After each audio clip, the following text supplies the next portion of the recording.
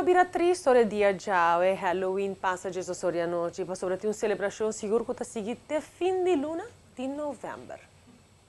Allá nos casi 3 semanas a campanha de Island Extravaganza a começar, mas você pode mirar a tómbola atrás de mim que queda llena. Pouco a pouco, mais e mais gente está fazendo compras aqui na Renaissance Mall e está cambiando recibo para cupom para você poder participar no sorteio final de Island Extravaganza.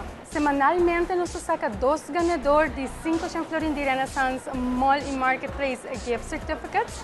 E persona na aqui com o número sali, nanta recebendo um prêmio e a vez nanta queda participar para o sorteio final, qual está toma lugar dia 30 de novembro para exatamente 9 da noite na Renaissance Marketplace.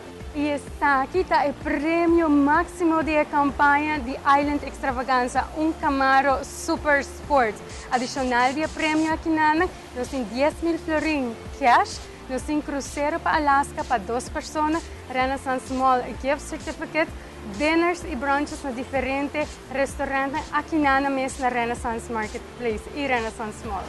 E como para participar do grande sorteio de Island Extravaganza está fácil. Com cada compra de 25 florins de onde nós tienda, bar ou facilidade na Renaissance Mall ou Marketplace, o cliente me se apresenta o recibo de compra na booth de Island Extravaganza e que não está reclamar seu cupom para participar do sorteio final, qual toma lugar em novembro 30. O sorteio final, o cliente me está presente na Renaissance Marketplace com ID válido. Para assim, na hora que o ganador na guarda anunciar dor de notário, não está reclamando o prêmio e vai que aqui ao instante. Todo cliente que é membro de Crystal ou Seaport Casino está acumular pontos riba ng carte de membresia. Uma vez na acumular 25 pontos, não pode reclamar ng cupom na Player Center para também participar no sorteio final de Island Extravaganza. Já sabe, 9 de novembro nós temos food festival na Renaissance Marketplace.